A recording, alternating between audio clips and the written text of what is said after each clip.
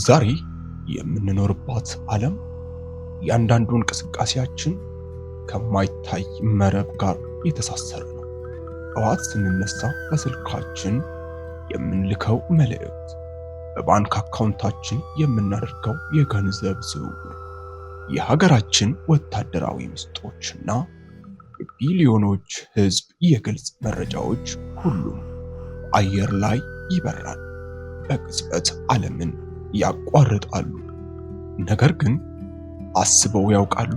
ይህ ሁሉ መረጃ በአየር ላይ እየተንሳፈፈ እንዴት አጥቂዎችና ከሌቦች ተጠብቆ ይኖራል?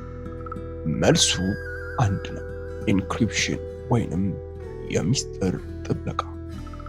ዛሬው የኢንተርኔት ዓለም የተገነባው ማንም ሊሰብረው የማይችል ዲጂታል ቁልፍ ላይ ነው። ይህ ቁልፍ ደግሞ RSA ይባላል። RSA እጅግ በጣም ግዙፍ የሆኑ የሂሳብ ቁጥሮችን ወደ ማባዣዎቻቸው በመቀየር ላይ የተመሰረተ ጥበቃ ነው። አሁን እጅህ ላይ ያለው ስማርት ስልክ ወይንም በቢሮ ያለው ዘመናዊ ኮምፒውተር ይህን መከላከያ ለመስበር ሊሞክር ምን ያህል ጊዜ የሚፈጅ ይመስላችኋል? 100 ዓመት ነው? 1000 ዓመት አይደለም፣ በመቶ ሚሊዮን የሚቆጠሩ ዓመታት ይፈጃል። ስለዚህ አሁን ባለው የቴክኖሎጂ አቅም የኢንተርኔት ምስጢራችን ፍጹም አስተማማኝና የማይሰበር የብረት ምሽግ ነው ተብሎም ይታሰባል። ነገር ግን በሳይንስ ላቦራቶሪዎች ውስጥ አንድ አዲስ ጭራቅ እየተንቀሳቀሰ ነው። ይህ የማይፈርሰውን ምሽግ በጥቂት ደቂቃዎች ውስጥ ወደ አመድነት የሚቀይር የሳይንስን ሕግጋት የገለበጠ አዲስ ኃይል ነው። እሱም የኳንተም ኮምፒውተር ይባላል። የኳንተም ኮምፒውተር ጉልበት ለመረዳት በመጀመሪያ አሁን የምንጠቀማቸውን መደበኛ ኮምፒውተሮች ወይንም ክላሲካል ኮምፒውተር እንዴት እንደሚሰሩ ማወቅ አለብን። ሱፐር ኮምፒውተሮችን ጨምሮ ማንኛውም የምንጠቀመው ቴክኖሎጂ የሚሰራው ቢትስ በሚባሉ ጥቃቅን መረጃዎች ነው። አንድ ቢት ወይ 0 ነው ወይ ደግሞ 1 ነው። ልክ እንደ መብራት ማብሪያና ማጥፊያ። ማብሪያው ሲጫን 1 ነው፣ ሲጠፋ 0። በዓለም ላይ ያሉ የቪዲዮ ኤዲቲንግ ሶፍትዌሮች፣ የጠፈር ምርምር ስሌቶችና ጨዋታዎች በሙሉ የተገነቡት ከነዚህ ከ0 እና ከ1 ጥምረት። ኳንተም ኮምፒውተር ግን ይህንን ሕግ አይቀበልም። እሱ የሚጠቀመው ኩቢትስ የተባሉ የኳንተም ፊዚክስ ሕጎችን የሚከተሉ አስደናቂ መረጃዎችን ነው። ኩቢትስ 2 ድንቅና ግራ የሚያጋቡ የተፈጥሮ ሚስጥራትን ይዘው ብቅ ብለዋል። የመጀመሪያው ሱፐር ፖዚሽን ይባላል። መደበኛ ቢት 0 ወይንም 1 መሆን የሚችለው በተራ በተራ ነው። ኩቢትስ ግን በአንድ ጊዜ 0ም 1ም መሆን ይችላል። ኢንታንግሊመንት ይባላል። ይህ ደግሞ አልበርት ኢንስታይንን እንኳን አስፈሪ የሩቅ ግንኙነት ብሎ እንዲጠራው ያስገደደው ሕግ ነው። 2 የኳንተም ቅንጣቶች እርስ በርሳቸው በቢሊዮን ኪሎሜትሮች ቢራራቁም አንዱ ላይ የሚደረግ ለውጥ በሌላኛው ላይ በቅጽበት ይንጸባረቃል። የብርሃን ፍጥነት በሚበልጥ መልኩ መረጃን ያጋራሉ። እነዚህ 2 ሕግጋቶች ተደምረው ለኳንተም ኮምፒውተር መለኮታዊ ሊባል የሚችል የማስላት አቅም ይሰጡታል። አንድ መደበኛ ኮምፒውተር በአንድ ላቦራቶሪ ውስጥ መውጫ መንገድ ለመፈለግ ቢሞክር ሁለቱንም መንገዶች ተራ በተራ ይሞክራል። አንዱን ሞክሮ ሲዘጋበት ወደ ሌላኛው ይሄዳል። የኳንተም ኮምፒውተር ግን ሁለቱንም መንገዶች በአንድ ጊዜ ነው የሚጓዛቸው፣ ምክንያቱም እሱ በአንድ ጊዜ በ2 ቦታ መገኘት ይችላል። አሁን ወደ ዋናው ጥያቄ እንመለስ። የአስደናቂ ፍጥነት የኢንተርኔት ምስጢርን እንዴት ሊሰብረው ይችላል? 1994 ዓመተ ምህረት ፒተር ሾር የተባለ አንድ አሜሪካዊ የሂሳብ ሊቅ አንድ አስደንጋጭ ኳንተም ቀመር ይፋ አደረገ። ይህ ቀመር ሾር አልጎሪዝም ይባላል።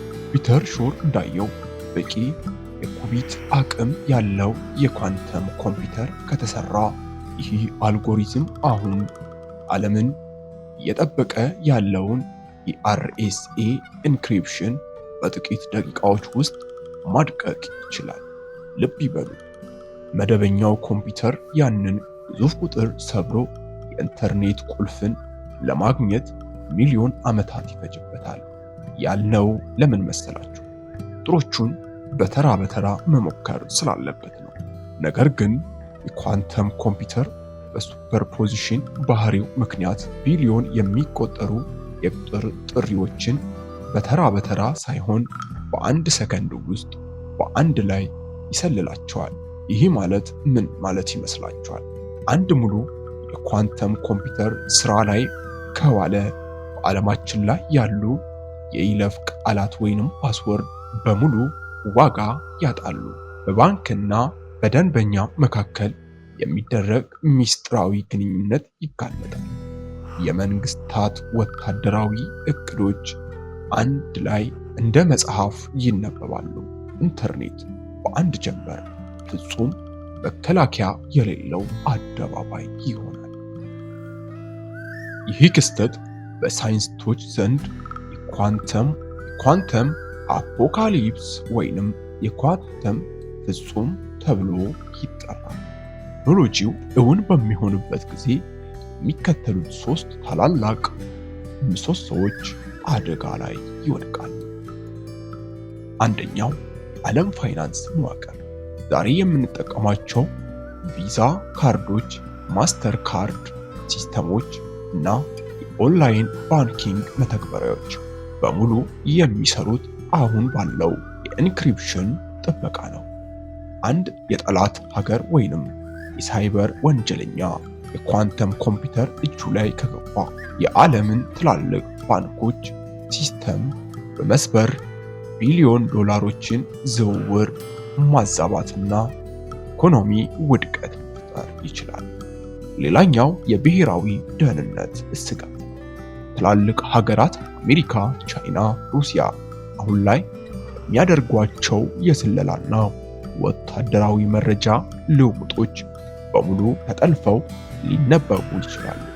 ይባስ ብሎ በአሁኑ ሰዓት የዓለም የስለላ ድርጅቶች የጠላቶቻቸውን መረጃዎች አሁን ጥለፍ በኋላ ፈተዋለ በሚል ስልት እየሰበሰቡና እያስቀመጡ ነው።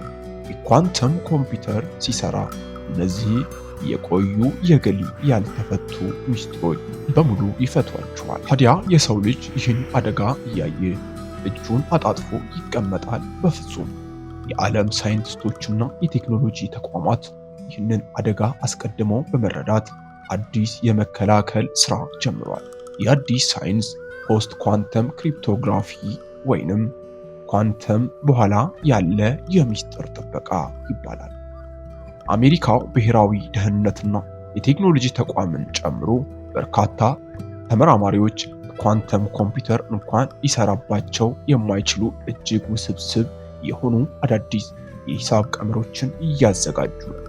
እነዚህ ቀመሮች የጂኦሜትሪ ህጎች ላይ የተመሰረቱ መሆናቸው የኳንተም ኮምፒውተርን የማስላት ስልት ግራ የሚያጋቡ ናቸው።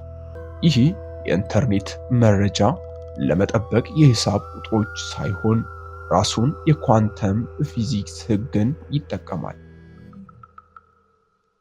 ኳንተም ኮምፒውተር ዛሬ ላይ እንደ አይቢኤም፣ ጉግል፣ ማይክሮሶፍት እና እንደ ቻይና እና እንደ አሜሪካ ባሉ ታላላቅ መንግስታት እጅ ላይ ከፍተኛ ሚስጥርና ምርምር ደረጃ ላይ ይገኛል። ማሽኖቹ በትክክል እንዲሰሩ ፍጹም ቅዝቃዜ 273 ዲግሪ ሴልሺየስ ወይንም አብሶሉት ዜሮ ያስፈልጋቸዋል። ይህ ቴክኖሎጂ የዓለምን ሚስጥር የመስበር አቅም ያለው አስፈሪ መሳሪያ ቢሆንም በሌላ በኩል ግን የሰው ልጅ ህይወት ሙሉ በሙሉ የመቀየር ተስፋ አለው። በአሁኑ ሰዓት በዓመታት የማይገኙ አዳዲስ ካንሰርና የሌሎች በሽታዎች መድኃኒቶች በጥቂት ቀናት ውስጥ ቀምሞ ማምረት ይችላል።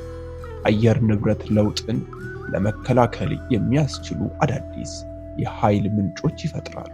የአርቲፊሻል ኢንተለጀንስ ኤአይ አቅምን ወደማይታመን ደረጃ ያደርሳል።